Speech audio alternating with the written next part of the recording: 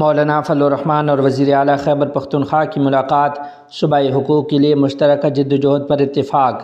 تفصیلات کے مطابق خیبر پختونخوا کے وزیر اعلیٰ سہیل خان آفریدی نے مفتی محمود مرکز پشاور میں جمعیت علماء اسلام کے سربراہ مولانا فضل الرحمان سے ملاقات کی ہے۔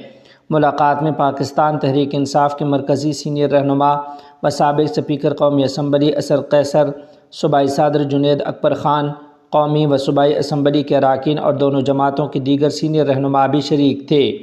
ملاقات کے دوران باہمی دلچسپی کے امور، خیبر پختونخوا کے آئینی و مالی حقوق، NFC ایوارڈ، صوبائی خود مختاری اور وفاقی بجٹ سے متعلق معاملات پر تفصیلی تبادلہ خیال کیا گیا۔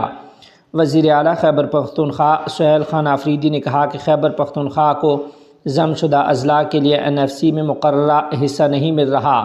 انہوں نے الزام عائد کیا کہ پنجاب حکومت نے خیبر پختونخوا کے عوام کے لیے گندم کی فراہمی روک رکھی ہے، جبکہ وفاقی حکومت صوبے کو اس کے حصے کی گیس فراہم کرنے میں بھی رکاوٹیں کھڑی کر رہی ہے۔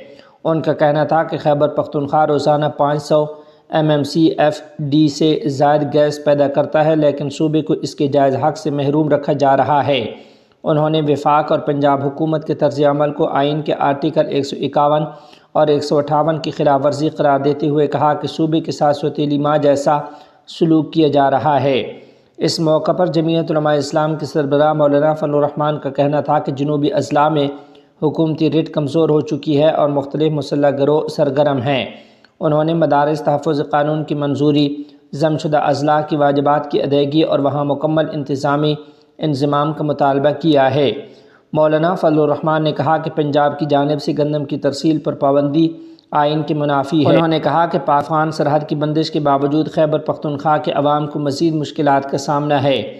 انہوں نے گلگت بلتستان کے حالیہ انتخابات پر بھی تحفظ کا اظہار کیا۔ ملاقات کے بعد مشترکہ پریس کانفرنس سے خطاب کرتے ہوئے دونوں رہنماؤں نے خیبر پختونخوا کے آئینی، مالی اور معاشی حقوق کے حصول کے لیے مشترکہ آواز بلند کرنے کے عزم کا اظہار کیا ہے۔